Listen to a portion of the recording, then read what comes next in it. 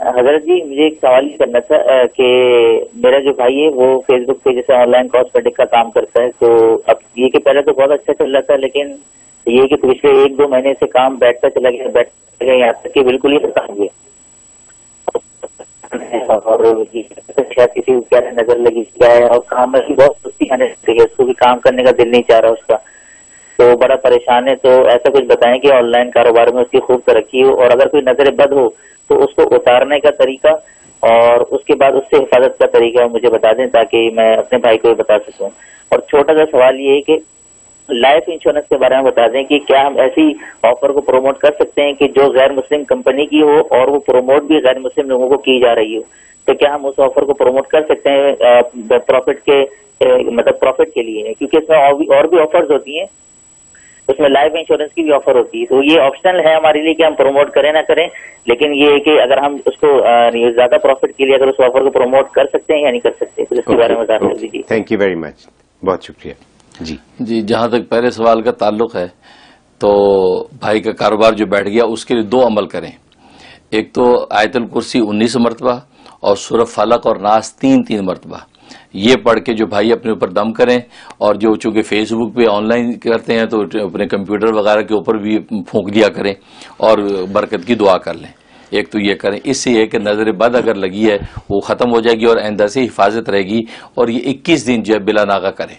دوسرا سورہ فاتحہ 41 مرتبہ پڑھنی ہے بسم اللہ ملا کے، اور یوں ملانی ہے بسم اللہ الرحمن الرحیم مل الحمدللہ رب العالمین، تو 41 مرتبہ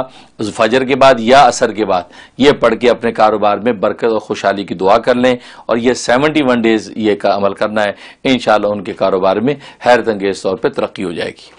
اور باقی جو دوسرا سوال ہے لائف انشورنس کے حوالے سے، بالکل اس کی اجازت ہے، اس لیے کہ لائف انشورنس کی علماء نے اجازت دی ہے، خاص طور پہ وہ مقامات اور حالات کہ جہاں پر ناگانی موتیں ہو رہی ہیں، ناگانی آفتیں آ رہی ہیں۔ اسی طریقے سے مسلم کچھ فسادات انڈیا کے اندر ہوئے تھے، اس وقت علماء دیوبند نے یہ فتاوی جاری کیے ہیں، اور نظام الفتاوی میں مفتی اعظم دیوبند مفتی نظام الدین اعظمی نے پوری تفصیل کے اس کو لکھا ہے کہ اس کی اجازت ہے۔ لہذا امریکہ یورپ کے اندر بھی جہاں جو ہے ناگانی آفات آ جائیں اور پھر بعد کی جو ہے فیملی کے لیے سروائیول مشکل ہو جائے اور فیملی روڈ پہ آنے کے خطرات پیدا ہو جائیں، یا جیسے پاکستان میں بھی آج یہ حالات ہیں کہ وہاں بھی زندگیاں محفوظ نہیں ہیں، ہر آدمی کو خبر نہیں، صبح جاتا ہے شام کو واپس لوٹے کہ نہ لوٹے، وہ کسی بھی کیلیبر کا ہو۔ ابھی تازہ واقعہ آپ نے دیکھا، وزیر داخلہ جو ساری پوری ملک کی حفاظت کی تعینات ہے اس کے اوپر گولیاں چل گئیں، تو یہ حالات ہیں۔ تو ایسے جو ہے ناگانی حالات، رسک جب لائف میں آ جائے تو علماء نے اس کی اجازت دی ہے، اور لائف انشورنس آپ بالکل کرا سکتے ہیں، اور کرانے کے بعد پھر آگے شرائط ہیں کہ اگر خدا نخواستہ ایسا واقعہ ہو جائے تو پھر دیکھیں فیملی کہ وہ سروائیول ہے ان کے پاس کہ نہیں، اتنا ہے کہ وہ سروائیو کر سکتے ہیں، تو پھر صرف پریمیم جو انہوں نے جمع کرایا وہ ان کے لیے حلال ہوگا، باقی اس کے اوپر جو ملا ہے وہ لے کر بغیر ثواب کی نیت کے غریبوں میں بانٹ دے۔